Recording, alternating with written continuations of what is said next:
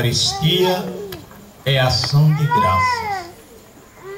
E nós estamos aqui hoje para agradecer também os 35 anos de ordenação sacerdotal do Padre Guimarães.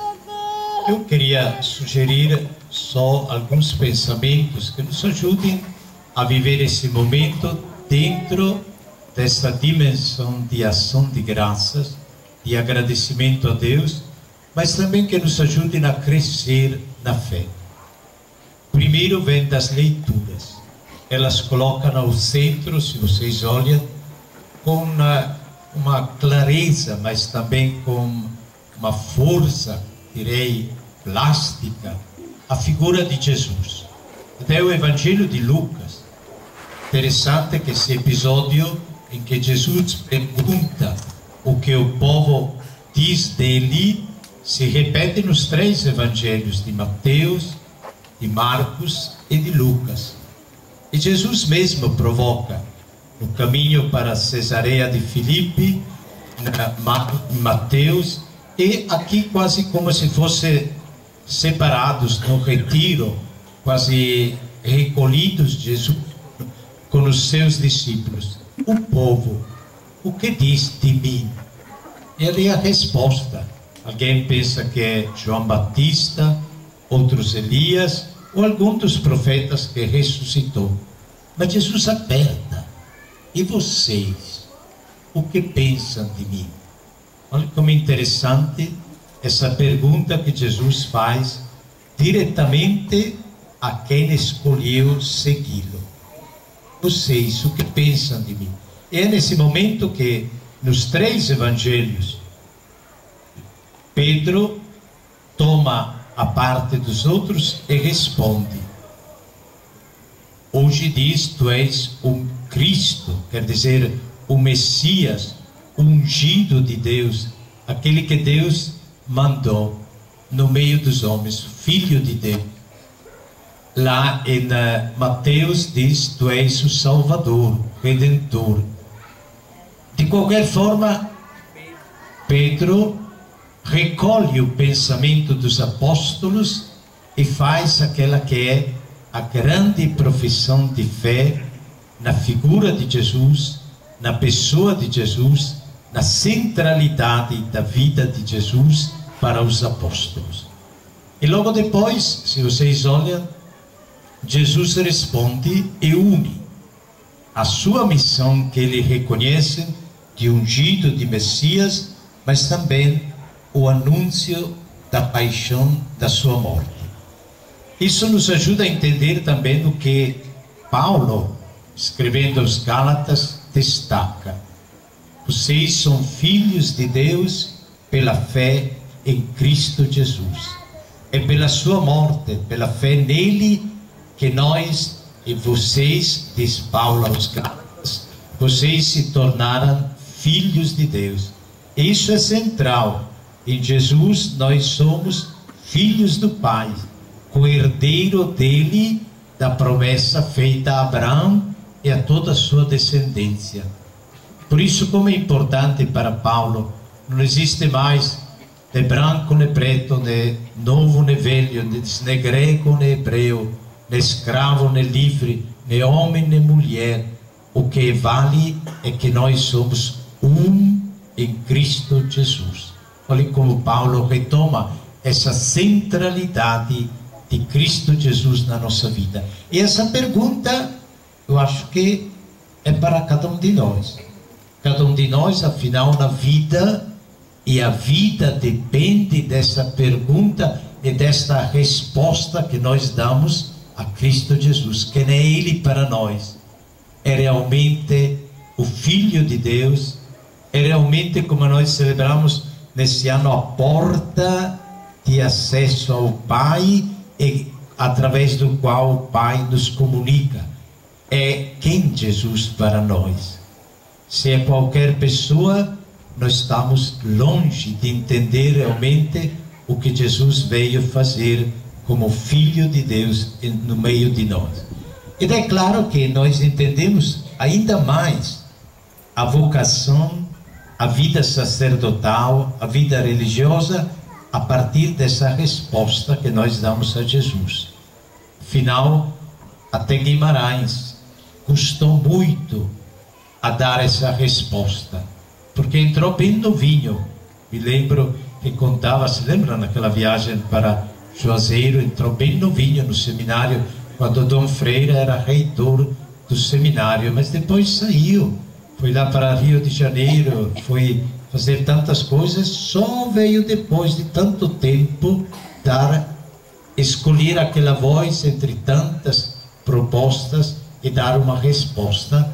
Foi ordenado por Dom Freire em dia 7 de junho de 81, 35 anos atrás. E como é difícil às vezes buscar o que Deus quer de nós na vida.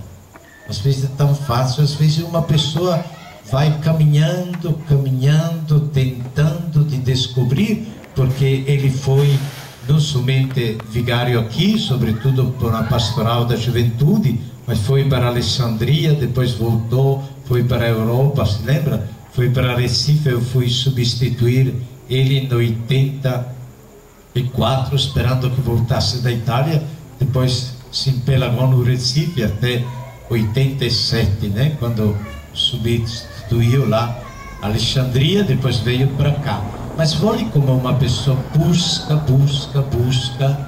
às vezes dar uma resposta até na vida religiosa, porque há anos Guimarães vem amadurecendo, pensando, tentando de dar uma resposta até nesse mosteiro masculino. Nós já temos, por Padre Sátiro, implantado aqui o mosteiro feminino das Clarissas, que se inspira no São Francisco e a Santa Clara.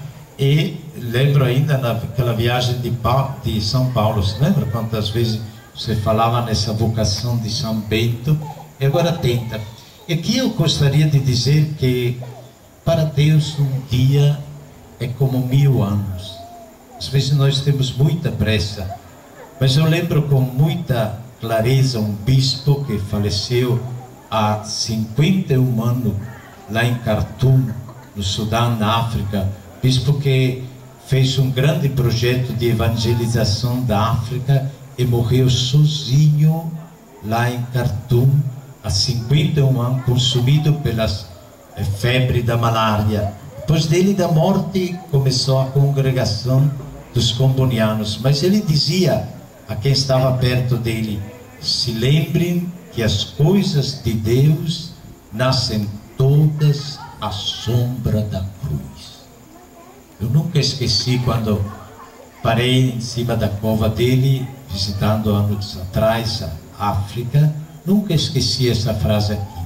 Nós pensamos que é muito fácil, que às vezes é questões, mas ele dizia bem claro: não se esqueçam, as coisas de Deus nascem todas à sombra da cruz, porque é marcada pela cruz de Cristo. Quando as coisas são muito fáceis, podem desconfiar que sejam de Deus.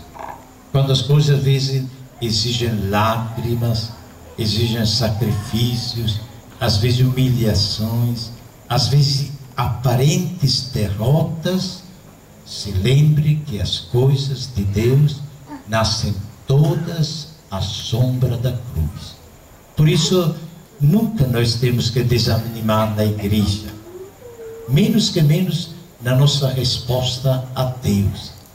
E quando mais nós olhamos a cruz, vemos que no momento supremo, que parece ser a cruz, a derrota humana mais completa, é o momento que se torna, no plano de Deus, no pensamento de Deus, na visão de Deus das coisas, se torna realmente a nossa salvação.